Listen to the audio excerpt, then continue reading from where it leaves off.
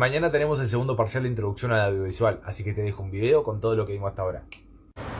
Con todo que esta carrera es su perra. En Introducción Audiovisual entramos en el módulo 2, en el cual vamos a hablar sobre la noción del lenguaje audiovisual de Francesco Cassetti en su libro que hace la teoría del cine.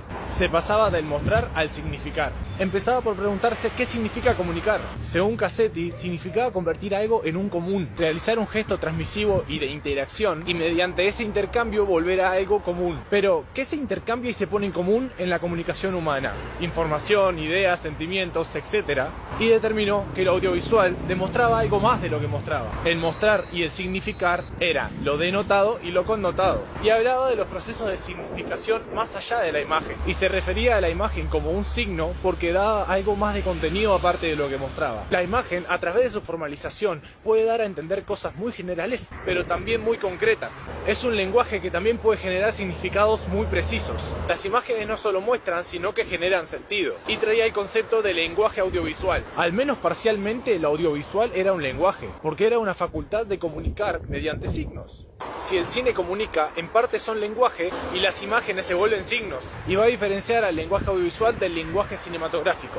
El cine estaba puesto como un nuevo jeroglífico. La imagen con movimiento liberada va a provocar cambios en el individuo. Y para dar este salto tenía que separar al cine del teatro. Esto lo determinaban los flashbacks, los flash forward y los primeros planos, y constituyen al cine como un arte independiente. Pero todavía era temprano para asociar cine con lenguaje. Primero había que diferenciar cine de audiovisual. Los estudios del cine se dieron en la época en la que el cine estaba en auge, los 50, los 60 y los 70. Era la única pantalla de acceso al público, era un lugar de reunión. Había una saturación, una demanda y una oferta de cine impresionante. Se había completado el mercado. Pero entonces había que separar al cine audiovisual porque ya no era factible. El audiovisual se había expandido a mucho más que el cine. Ahora era la televisión, las redes sociales, los videos e incluso los videojuegos. Sin embargo, tenían elementos formales que los unían. Metz decía que la televisión y el cine son un mismo lenguaje. Elsaser decía, la variabilidad del cine es maduro y se adapta. Incluso él llegaba a decir que tal vez todavía ni se había creado el cine. Pero bueno, lo que une a todos estos elementos es la imagen en movimiento.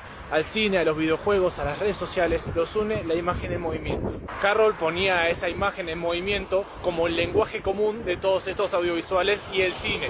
Había un conjunto de recursos expresivos comunes en los que se iba a centrar el estudio. Entonces defendían que igual los estudios de los 50, 60 y 70 sobre el cine permitían también determinar los efectos que generaba un audiovisual en general, porque esos puntos en común los compartía, no importaba la época. El cine y lenguaje de Cassetti, que es lo que vamos a pasar a dar ahora, va desde la posguerra hasta finales del siglo pasado, el siglo XX. Va a haber dos campos de teorías, las teorías ontológicas y las teorías metodológicas del cine. Las teorías ontológicas eran el estudio del ser del cine. Se preguntaban, ¿qué es el cine? Según Jean Mitry, es un lenguaje. Una vez constatado que es un lenguaje, se pregunta, ¿cómo lo lleva a cabo el cine al lenguaje? Y determina que es por sus medios expresivos. ¿Y cómo se pasaba de la exhibición del mundo a la generación del sentido? Por la relación entre mostrar y dotar de sentido. Ahí hay un intento de construir unas gramáticas cinematográficas, pero no todos los enfoques son normativos. Algunos se centran en posibilidades expresivas. El interés era investigar los procesos del cine. Había una retórica cinematográfica que era recurrente. Querían rescatar lo que fuera más recurrente dentro de la retórica cinematográfica. Para Mitry era una diferencia entre estética y psicología. Todo filme es fruto de una voluntad expresiva, que eso era la estética. Se organiza para mostrar pensamientos. Es una obra de arte estética y un objeto lingüístico psicológico. La imagen por sí sola no es algo dicho, es la posibilidad de decir algo. La organización que se le dé genera lenguaje. Entonces, lenguaje verbal versus lenguaje del cine. Decían que las estructuras mentales en juego eran muy similares. Mitry decía que había que desmontar la idea de que la imagen muestra más de lo que comunica. La imagen cinematográfica es meramente un signo. De ahí su base para que sea lenguaje. Y actúa con dos modalidades diferentes de signo. El símbolo y el analogón. En los símbolos no están alejados. Hay contraste o sucesión constantemente. La imagen adquiere un valor que depende de su conexión con los demás. La imagen organizada debe explicar la causa, y el efecto se le da por lo que la rodea. El sentido no se da en el plano, sino en el contexto de las imágenes, y eso es el símbolo. En el analogón, en el plano se muestra una imagen, pero siempre se le añade algo. El concepto participa a través del objeto concreto. Se da una generalización de lo particular y una concretura de lo abstracto. A través de un concepto concreto, puedo abstraer miles de significantes. Estos procesos no solamente operan cuando son evidentes, funcionan siempre, por eso son espectaculares para explicar y expresar objetos a través de una imagen. De la imagen misma se puede significar sin comparación. Estas dimensiones de análisis siempre están operando conjuntamente. Entonces la conclusión de Mitry era: La imagen cinematográfica no solo muestra, sino que también significa. El analogón y el símbolo siempre trabajan juntos. La imagen audiovisual debe ser sonora, involucra la dimensión del sonido. El cine está estrictamente estructurado. En introducción audiovisual tuvimos la clase 2 del módulo 2, que hablamos sobre Pasolini y Metz. Definimos a lo meta como una función del lenguaje. La metalingüística era cuando el lenguaje hablaba del lenguaje mismo. Se va a dar el desgarro metziano, comparándolo con lo que habíamos dado de Cassetti. Se iba a dar un cambio epistemológico en los procesos de investigación del cine, el cual iba a romper con la forma teórica de verlo. ¿Se acuerdan que Mitri decía que solamente en la semiótica valía la pregunta de si el cine era una lengua o un lenguaje? Además de decir que el cine tenía parte estética del arte y parte psicológica, que era el lenguaje. Metz, en cambio, se va a preguntar si el cine se adecua a los instrumentos de la semiótica. Si no puede, no debe ser analizado semióticamente. Su problema principal era descubrir una perspectiva desde la cual se pudiera analizar el cine. No se investiga el fenómeno en sí. Una perspectiva resalta algunos puntos y desestima otros. Y se preguntaba, ¿puede el cine ser estudio de la semiótica? ¿Y por qué Mitri se preguntaba si podía ser una lengua o un lenguaje? Y como lenguaje, ¿tiene un código fuerte? O sea, como los códigos fuertes que tienen las lenguas. La voluntad científica iba a poner un orden para algunos en el cine. Para otros va a generar una aridez. Y se iba a dar una concentración en las herramientas para poder estudiarlo. ¿Es un lenguaje? Y de serlo, ¿es uno con lengua? Ahí nos pusimos a repasar lo que era el habla, el lenguaje y la lengua para Saussure. Y recordamos que cuando hablamos de lengua, hablamos de código. Y el mismo debía ser rígido. La imagen de lengua y signo lo va a aplicar al cine. Entonces hay un sistema rígido. Y a Metz le va a interesar cómo puede ser estudiado semióticamente entonces el cine. ¿Podría ser estudiado por la semiótica? Y de poder serlo, ¿era una lengua o un lenguaje? En ese caso debería contener un sistema. ¿Cuál sería ese? Definió que el cine no es una lengua, pero sí un lenguaje. Porque nunca va a haber una forma correcta de poder narrar una secuencia cinematográfica. El cine no estaba destinado a la intercomunicación. La articulación de fonemas con sentido no se da en la imagen. No dice palabras la imagen. No es solo una manera de organizar las cosas para que se genere un signo con sentido. El cine no poseía un sistema, porque no se selecciona desde un mismo paradigma. Trabaja uniendo elementos dispersos más que con la selección de los mismos. Entonces, ¿por qué no es una lengua? El cine contiene dos características fundamentales del hecho lingüístico. Pero el cine no está compuesto de signos en un sentido estricto. Metz veía el signo como Saussure, significante, significado. Pero en una imagen podía haber 1000 significados. En un filme, las imágenes no son asimilables a signos lingüísticos. Cada encuadre constituye en sí ya un enunciado. El cine muestra más de lo que significa. No es tanto comunicación cuanto expresión. El sentido está adherido a una cosa, se desarrolla en ella y adopta forma. Metz va a decir que el cine no posee doble articulación y no satisface plenamente los rasgos del hecho lingüístico. El cine no posee las características de una lengua, entonces hay que separarlo de la concepción de Saussure. Hay que crear una semiología del cine. Ronnie va a decir que si se acepta este ámbito disciplinar, la lengua es una forma articular. Debe, y hay otros ámbitos en los que sí se puede aplicar al cine. Y ahora pasamos a Pasolini. El cine no presenta como base una lengua comunicativa, ni posee un léxico estable de lenguaje. Las imágenes no son términos estables, generales y abstractos. Cada imagen constituía una cosa singular, y el realizador de cada filme o imagen le va a dar el signo que quiere, porque no existe un diccionario de las imágenes. Pero las personas entienden el cine, así que debe haber un código ahí. De hecho sí. El patrimonio común por el cual todos entendemos al cine. El cine es un momento escrito de la realidad, que la realidad es el patrimonio común que tenemos todos. Hay que pensar como Peirce, el código es la realidad, la cual es el primer lenguaje humano. Habitamos la realidad leyéndola, es el lenguaje de la acción. El cine se adueña del lenguaje de la realidad y nos lo comparte. Para entenderlo, tenés que haberlo vivido. Y para Peirce, vivir era interpretar signos de la realidad. Para Pasolini, el cine nos devuelve una pizca de esa realidad para que la entendamos, adueñándose de los mismos signos de la realidad, porque aunque no posee una lengua estable, lo entendemos. La realidad se expresa puramente por la presencia óptica y de costumbres. El cine calca el lenguaje de la acción, asume signos y los reproduce. El cine es el momento escrito de una lengua natural y total que es el actor de la realidad. Recordemos, la realidad es el código. La reproducción mecánica del lenguaje de acción del cine es similar a la convención de la lengua escrita respecto al lenguaje oral. Wallen va a decir que el signo deja de entenderse como una relación fija entre dos términos. Pasa a percibirse como un complejo proceso de significación. El cine pasa a ser tenido en cuenta como un sistema heterogéneo de signos. Eso era el marco mecánico. Y ahora pasamos al marco ontológico, el estudio del ser del cine de Marcel Martin, en un análisis sistemático de los procesos de expresión del lenguaje cinematográfico, o sea, los procesos retóricos que emplea el cine. Estudia las configuraciones formales de todas y plantea advertencias. Iba a decir que la producción y la transmisión de significado no eliminan ni el misterio ni el milagro de la creación individual. El cine siempre está antes o más allá del lenguaje. El término gramática del cine traduce lo ingenuo en probar que el cine sea un auténtico lenguaje. Y ahora sí, con la introducción. Una industria y un arte. ¿Qué es el cine? Debo decir que el carácter industrial no le va a quitar lo estético. El cine ha conquistado sus medios de expresión específicos y se ha desvinculado de otras artes para plantear con autonomía sus ideas. El cine, un arte, un lenguaje. El perfeccionamiento del montaje hizo que pasara de ser un espectáculo que reproducía lo real a convertirse en un lenguaje, gracias a los procedimientos descubiertos de expresión. Schmidt va a decir, la variación del punto de la cámara, la variación de los montajes y la variación de los planos diferenciaban al cine del teatro. Es otro lenguaje, es un nuevo arte independiente de los otros. El cine como lenguaje y ser. La escritura propia de cada realizador con una apariencia y un estilo, ahora es propaganda, comunicación y no deja de ser arte. Al filme le puede faltar un ser, un misterio. Debe ser un lenguaje y un misterio. Y no eran las imágenes las que hacían el filme, sino el alma de las mismas. ¿Cuál era la conclusión hasta acá? Es posible estudiar al cine dentro de un marco de lenguaje verbal, pero la asimilación de un principio sería absurda y vana. Hay que hablar de una originalidad absoluta del lenguaje cinematográfico. Y vamos a pasar a hablar sobre caracteres fundamentales de la imagen cinematográfica. Es un producto de representación mecánica y la imagen está manipulada. Eso hace que las imágenes tengan más sentido del que muestran.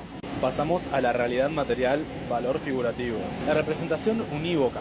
La imagen lo es, el cine no muestra todas las cosas, sino una cosa determinada. En las palabras, decir cosa puede ser general, sobre cualquier cosa en general.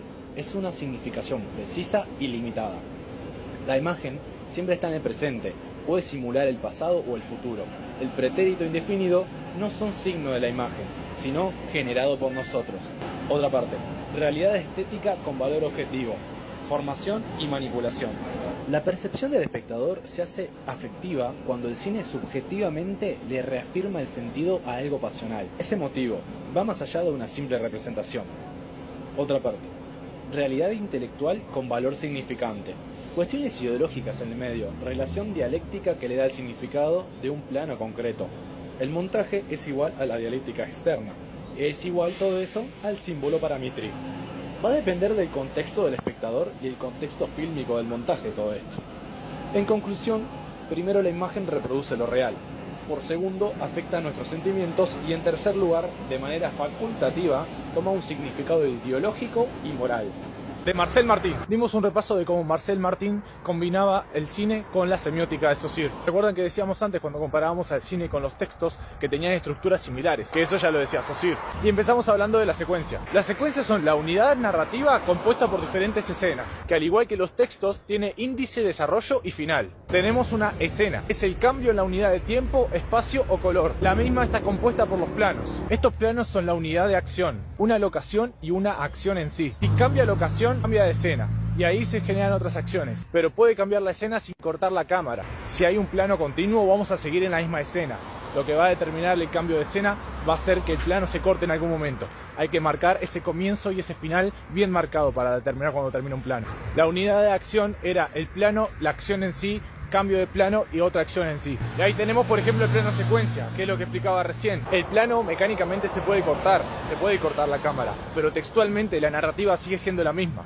Y la acción va a ser la que va a determinar cuánto tiempo está transcurriendo en la unidad de tiempo. Y se pueden dar escenas diferentes por el cambio en el color de plano. Por ejemplo, cuando se hace una toma rápida de alguien que que está durmiendo, se despierta, se ve el amanecer, queda todo el cuarto puesto y después hasta que atardece se ve cuando atardece, cuando anochece y cuando se acuesta la persona. Y dentro del plano estaría la toma. Cada vez que se cambia un movimiento va a haber una nueva toma. A la hora de editarlo, por ejemplo, la toma es la cantidad de veces que registras el plano. Son tomas. No sé cuántas tomas hice cuando veo el producto final, pero lo que sí puedo determinar es cuántos planos hay y cuál fue la toma que terminó siendo la del plano. Son los cortos post edición. La cantidad de tomas que hayan sido ya no importa. El plano es lo que se ve en el producto final. Esto sí, todo enmarcado en el análisis. A la hora de analizar, no se analizan las otras tomas que no terminaron siendo el plano. Es simplemente el plano de registro, por así llamarlo. El plano de edición es la toma que llegó a convertirse en plano. Para ponernos poéticos, como un gusano que sí pudo hacerse mariposa.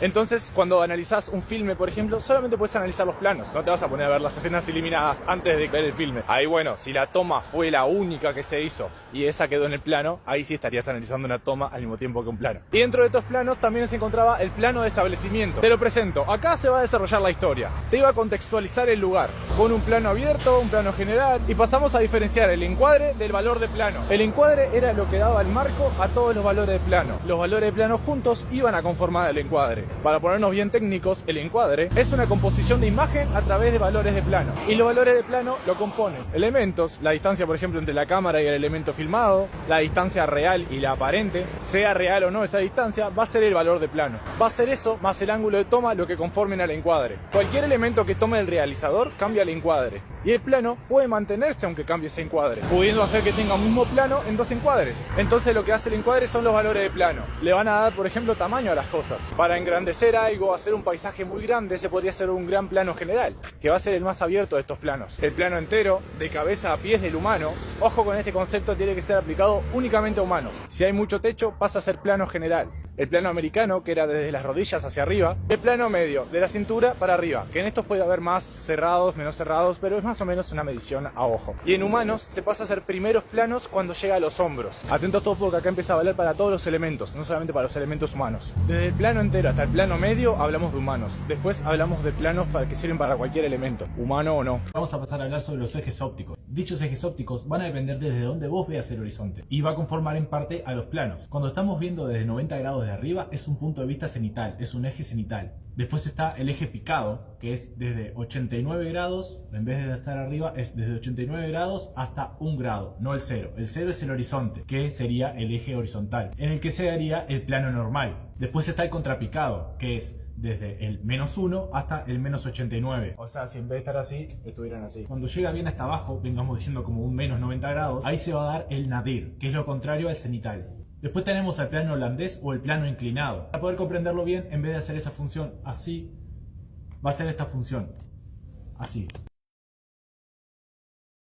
Cuando hablamos de primerísimo plano para los elementos, hablamos de un plano detalle, porque si es para humanos es el primerísimo primer plano. Tiene que ser desde la pera hasta la mitad de la frente, o un poquito más, un poquito menos, o a elementos particulares, como los ojos, la boca, la nariz. Recordemos, el primer plano es de los hombros para arriba, y el mismo cuenta para elementos no humanos también. El primerísimo primer plano para los humanos va a ser el plano detalle de los objetos. Los detalles de un elemento van a ser el plano detalle, o el primerísimo primer plano, y cuando sea el elemento entero va a ser primer plano. Vamos a diferenciar los encuadres desordenados del movimiento. Ustedes, por ejemplo, ahora no ven movimiento ni un encuadre desordenado. Yo cuando voy caminando sí hay un encuadre desordenado por el hecho de que se está moviendo la cosa y se da de manera natural ese encuadre desordenado. La diferencia principal es que el movimiento va a ser hacia dónde va el plano, su dirección, y vamos a diferenciar entre internos y externos.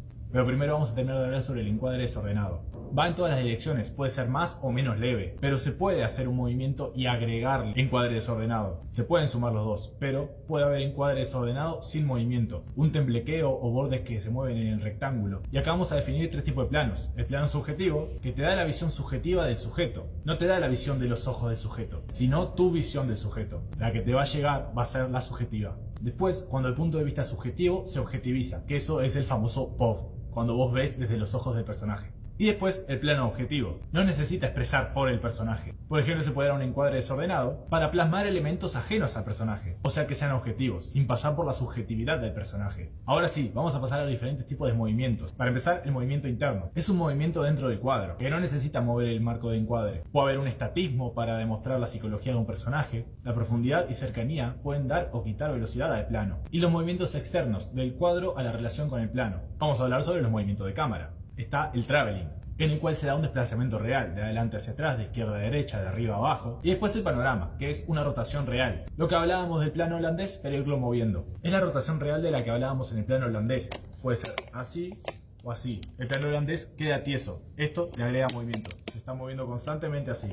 Y juntos van a formar la trayectoria, que se cancela si se define el principio o el final de un traveling o un paneo. Se puede dar que haya dos movimientos en un mismo plano sin que haya trayectoria. Dentro de los travelings vamos a encontrarnos diferentes categorías. El traveling circular, por ejemplo, va girando alrededor del objeto. No tiene por qué dar una vuelta entera, puede ser menos, pero es que sea la onda circular y el objeto está en el medio. El traveling no es totalmente estable. Si hay intención de demostrar ese tembleque, hay trayectoria. De no haber intención, puede ser un elemento que en el traveling se puede dar natural, como lo que pasa cuando yo estoy grabando mientras voy caminando. El movimiento es análogo al montaje. Podría haber un plano sin movimiento, pero es importante porque puede dar más información de la que daría si no tuviera ese movimiento. Entonces, la trayectoria es una suma del traveling y el paneo. Y nos aclaró que el elemento que se utilice para grabar no va a determinar qué vas a hacer para grabar. Podés usar un elemento que se utiliza normalmente para un traveling, para hacer un paneo y viceversa. Porque no es una determinación por elementos. Después hablamos del zoom como el traveling óptico. No te acercás o te alejas físicamente. Nada más varía la longitud focal. Este mismo solamente se puede hacer de adelante para atrás. Y puede hacerse más violento o más lento. Vamos a diferenciar dos tipos de planos subjetivos. El realista, como si el personaje realmente viera algo. Por ejemplo, trayéndolo con el tema del zoom desde una distancia que alguien lo vería. Y el no realista, que hace que la mirada del sujeto se centre en algo particular, sin que naturalmente puedas llegar a visualizar ese plano. Entonces, ¿por qué narrar con movimiento? Porque le va a poder dar intención clara a un plano, sin tener por qué agregar más información. Se le da relevancia a los elementos de esta forma como se les puede dar en un plano estático. Entonces vamos con las funciones del movimiento. Sus valores. Primero que nada, lo descriptivo, donde te describe un espacio y la acción que está sucediendo. Después el dramático, describe y aporta expresión. Objetiviza la atención mental del personaje. La rítmica, hace más fluida el marco. Y el estancamiento, puede aportar belleza de contemplanza, como cuando te quedas viendo un paisaje y lo estás viendo continuo, pero sin embargo parece lindo. Siempre debe estar justificado porque es bello el movimiento para crearlo. Y para terminar, vamos a dar un par de observaciones de Marcel Martin.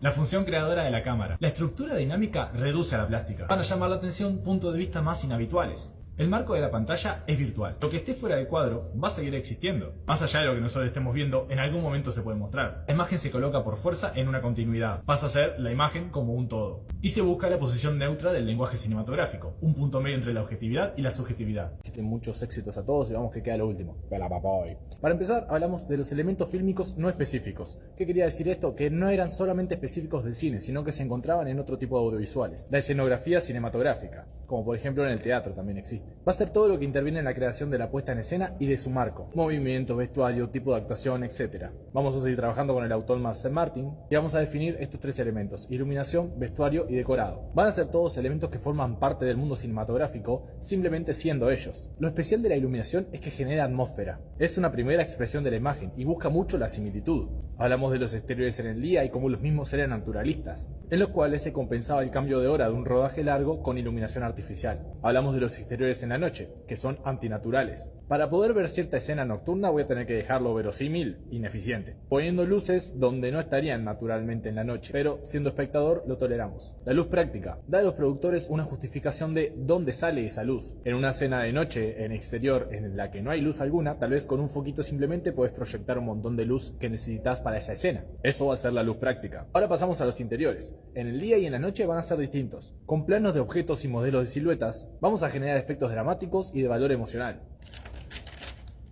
Hablamos de la polaridad entre el polarismo y el formalismo.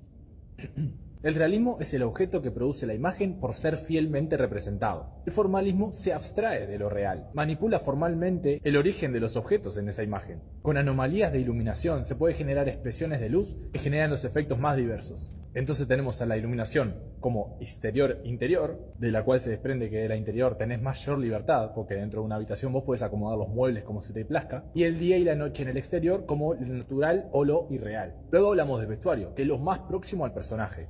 En una película nunca está aislado del vestuario. Se le da al actor ese vestuario para que pase de ser una persona a un protagonista. Siendo tan cercano al mismo, puede ayudar a construir un personaje del vestuario. Y definimos cierto tipo de vestuario, por ejemplo, el realista, que se acomodaba a la exactitud histórica que quería plasmar el filme. La pararealista, en la que había una búsqueda de similitud, pero el estilo iba a estar primero. Puede quitar verosimilidad por el hecho de aumentar la estética. El vestuario simbólico, que trataba de transmitir simbólicamente algo del personaje. Y como la mayoría de las cosas, una cosa se puede sumar con otra, no tiene por qué ser una u la otra. Pasamos a hablar ahora del decorado. Decorados reales, que sean construidos por el estudio o sean exteriores reales, van a ser decorados reales. Diferenciamos locación de decorado. El decorado va a ser lo que quiero generar y la locación es en dónde se filma eso. Porque con la movilidad de la cámara, el cine se iba a ver obligado a construir decorados más realistas para así ayudar a la ilusión. El decorado realista va a significar lo que es. Y ahora sí, además del realista, vamos a definir a otros más. El decorado impresionista daba una psicología de la acción. Condiciona y refleja el drama de los personajes. Convierte a ese espacio en una atmósfera y es natural generalmente. El expresionismo teatral, donde las reglas de la perspectiva se ridiculizan. El expresionismo arquitectónico, donde los espacios pasan a ser los símbolos. El documentalismo, dejan cosas que son de la realidad ya, porque ya representan algo. El tratamiento decorativo, la ambientación como su fin tiene que lograr un impacto dramático. El simbolismo, la morfología de los elementos reales, va a generar ambientes extravagantes e inquietantes. El decorado en esqueleto, que era el decorado demostrado con lo mínimo indispensable. Luego, los fondos neutros no asociados van a ser elementos de un solo color normalmente para darle más protagonismo a los elementos que aparecen en el filme. Es una inserción gráfica. Hacemos algo más que decorar cuando le agregamos elementos. Estamos dando una característica connotada a nuestro filme. Y ahora, siguiendo con Marcel Martins, pasamos a hablar de metáforas y símbolos. Podemos pensar a través de estos elementos por cómo los queremos aplicar y cómo los queremos incluir en el filme. Todo lo que se muestra en la pantalla tiene sentido. Implica más de lo que explica. Las películas son interpretadas en diferentes niveles dependiendo del espectador, dependiendo de su imaginación, su cultura y su sensibilidad. El mérito es generar un contenido aparente y un contenido latente. El aparente va a ser inmediata y directamente legible, o sea, entendible. Y el latente va a estar construido por el sentido simbólico y va a ser eventual en el filme. Ahora, las metáforas, ¿qué son? Es una yuxtaposición mediante el montaje de dos imágenes, dada por la comparación entre una y otra. Las metáforas plásticas, por ejemplo, que son la semejanza o analogía, porque tienen una gran similitud entre ellas. Van a reforzar ciertas connotaciones por su semejanza. Las metáforas dramáticas, que son las que van a aportar información de lo que está pasando en el relato. Las metáforas ideológicas, que implican posturas más amplias sobre problemas humanos, mismos que el filme nos va a querer estar expresando, como por ejemplo Tiempos Modernos de Chaplin.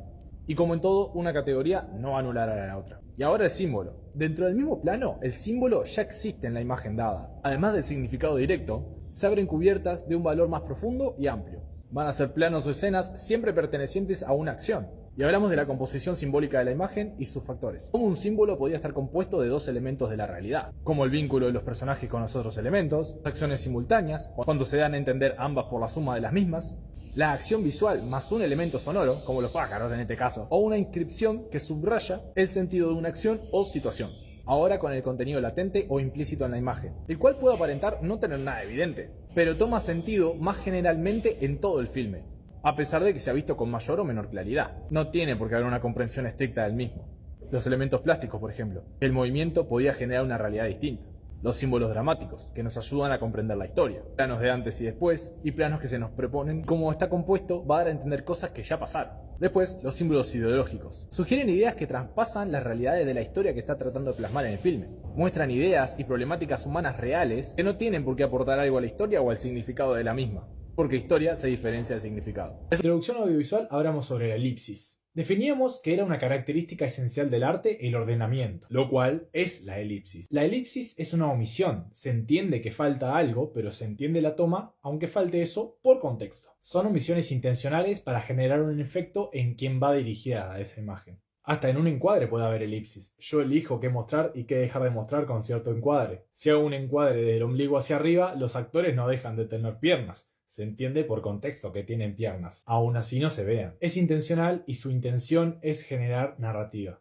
Jacques Feyder decía que el cine es el arte de la elipsis. Insinuar, no dejarlo todo dado al espectador, hacer que el mismo piense. Marcel Martin lo decía como el concepto de las medias lenguas, no mostrar nunca todo. El elipsis funciona también como estructura. Son fragmentos de la realidad que se eligen o no para mostrar. Seleccionar es el encuadre. Dentro de él se reconoce una realidad mediante la elipsis. Todo esto que es la edición se va a llamar montaje. Elegir qué pieza va y qué pieza no va. Y eso es la edición, que es 100% sintético. El encuadre es una operación analítica para definirlo bien separado. Puede generar drama y elige los tiempos que son útiles para la realización. Eso también le da ritmo. Y estas omisiones o estas elipsis pueden ser de tiempo largo o de tiempo corto. Eso va a determinar el ritmo. Porque puede ser una elipsis de elegir no mostrar algo, pero también puede ser una elipsis de no mostrar cierto tiempo que pasó. Las elipsis son inherentes a la obra de arte, como ya habíamos dicho. Nunca se va a mostrar todo, ni nunca se va a ocultar todo. Las elipsis expresivas generan un efecto dramático y suelen acompañarse de significados o símbolos, en el cual el simbolismo y el significado se da por la ausencia de algo. Da razón a la estructura también de una historia, como en los policiales, donde no te cuentan quién es el culpable hasta el final.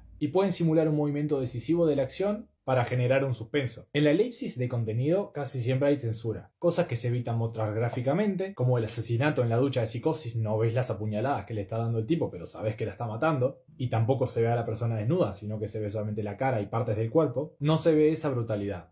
Hay censuras más simples como el parto. ¿Por qué se censuran los partos? Es que esto no es como la censura de Peggy clásica. No la piensen así. Siempre hay algún tipo de censura que el director de la película, por ejemplo, elige no mostrar. Por eso en los dibujitos para niños no insultan. Es censura eso también. Entonces, la elipsis es parte del arte. El arte muestra todo. Hay selección y ordenamiento del mismo. La elipsis va a ser muy importante para la creación de una obra artística. El encuadre dramático aborda la supresión de los tiempos débiles, como cuando yo me callo en los videos e Instagram me los saca. Lo interesante no es quitar, sino ¿Qué genera que se quite algo? O seguir indagando en ese algo. Hay que contar las historias para que el que las lea o vea no las entienda del todo. El suspenso puede generar tensión para tratar de descifrar algo, o una persona puede decidir ignorarlo por completo. Hay dos tipos de elipsis expresivas. La simbólica, que es que la ausencia tenga un impacto en el drama, y la estructura, que genera tensión. Entonces recapitulamos. Montaje y encuadre es análogo. Cuando haya un cambio del punto de vista, ya va a haber montaje. La cámara selecciona analíticamente algo de un todo. El montaje genera ese todo y se vuelve sintético. El encuadre ya es una elipsis, pero donde falta algo se puede recuperar por contexto. Y la elipsis simbólica es aquel significado que quiere transmitir la elipsis más allá de la película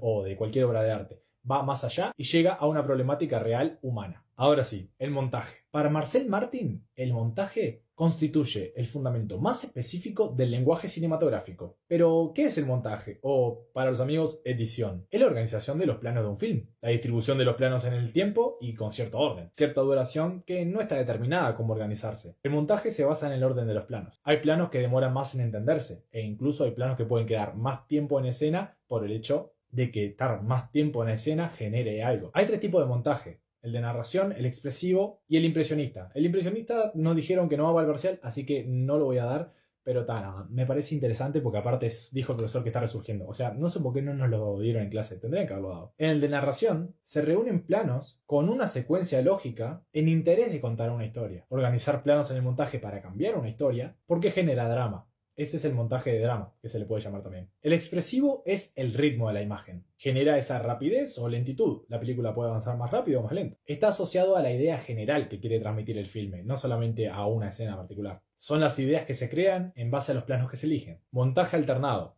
Intercala acciones que están sucediendo al mismo tiempo, que de la conjunción de las mismas pueden surgir efectos dramáticos. Es una dimensión expresiva que supera la contemporaneidad. Y otra contemporaneidad se crea cuando se unen las dos en el filme. El carácter dialéctico del montaje es una serie de síntesis parciales. ¿Qué quiere decir de esto? Que cada montaje de por sí es una elipsis. En todo montaje hay un montón de tomas que quedan excluidas, o sea que se ocultan. La ausencia y lo que se muestra o no se muestra debe cambiar, dramáticamente o gráficamente. El montaje en sí es la creación de movimiento. Es una cuestión de métrica. Cada tipo de montaje quiere decir algo. Y vamos a clasificarlo en tres tipos. El rítmico, el ideológico y el narrativo. Que dentro del narrativo vamos a tener 4 partes. Lo que hablábamos antes. Si hay montaje, siempre va a haber ritmo. Es ineludible el montaje que haya ritmo porque son secuencias. El ideológico se da cuando sobreposiciones de planos juntos generan un papel que es un significado y supera en significación a los dos juntos. Que no siempre tiene por qué ser una metáfora, pero suele haberlo. Después el narrativo, que así a simples rasgos es cómo se cuenta la historia. Puede ser por ejemplo lineal, o sea que constituye la peli con solo un desarrollo dramático, respetando cierto ritmo cronológico. El invertido, que lo sacamos de arriba porque no va para el parcial, pero lo explico igual. Alteran el orden a favor de una contemporaneidad subjetiva, de donde hay un símbolo. Pasa mucho en redes sociales esto, que si no entendés lo que estás viendo tal vez no te agrada. Y que alterar el orden constantemente es solamente para esos que entendieron qué quiere decir eso. Se vuelve algo muy subjetivo y realmente para algunos pocos. El alternado es la contemporaneidad estricta de dos o más acciones. Por ejemplo, no sé, un casamiento y se ven 3 familias distintas llegando al casamiento. Un padre con 2 hijos, una madre con el hermano y el hijo y otra pareja más. Y las 3 escenas van al mismo tiempo cronológicamente, pero se unen al llegar a un punto. El significado se genera al final, cuando se reúnen los 3 paralelismos. Después está el paralelo. Es similar al alternado, pero en este caso la contemporaneidad no importa. Puede ser fragmentos paralelos, pero de cualquier momento. Normalmente se confrontan acciones. Y al final, esto genera un nuevo significado. Y ahora es entre escena y escena el montaje, no entre plano y plano. Marcel Martin va a tomar posición con el formalismo, los que piensan que el cine es una construcción distinta a la realidad. Los realistas van a decir que la realidad es lo que proyecta la cámara también, y que el montaje debe ser mínimo, o sea, debe haber lo menos sintético en tu obra fílmica. Cuando el fenómeno, o sea, en este caso el cine, requiere recomponer la relación entre los seres implicados, ahí para Bazin, un realista, va a estar recontra negado a eso. Es como falsificar la realidad, lo que realmente nosotros estamos muy acostumbrados a ver en el cine. El montaje va a ser una opción estética, porque vos estás decidiendo ocultar algo y mostrar otro, pero siempre hay ritmo.